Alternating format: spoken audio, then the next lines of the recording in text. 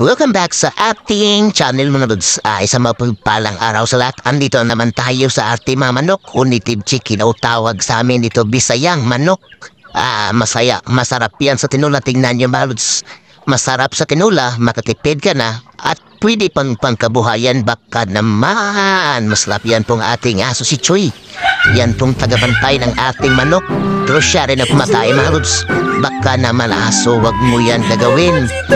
Baka malilitsyon kitang aso kita. Tignan nyo pong ating native chicken. Yan po, nagsimula lang po yan sa 3. Palagi pong inuulit-ulit yan mga lods. Baka naman wag kayo sana magsawa sa sinasabi ko mga lods. 3 piraso lang yan nagsimula.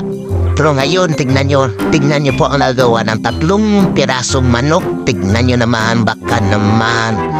Yan po, ayan pong ating mga sisiw. Medyo marami-rami yan. Baka naman, shout out nga pala mga lods. Sa mga hindi pa nakasubscribe at nakapalo ng ating channel, please subscribe and follow mga lods. Sana mataabo tayo ng monetization. Kung ipahintulot ng Diyos mga lods, okay lang.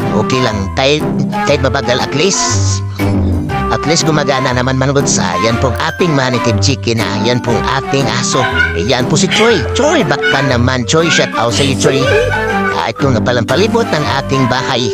Ito po yung bakura ng ating native chicken. Baka naman medyo malaki-laki, pero hindi po yan ating lupa ha. Baka isipin nyo malang, marami tayong lupa, malaki tayong lupa. Hindi. Hindi ko siya kinulong. Sa labasan po sila mga lods. Shout out nga pala sa inyo dyan. Salamat nga pala sa 600 plus na followers o nagpalo. Sa mga hindi pa, sana please follow and subscribe.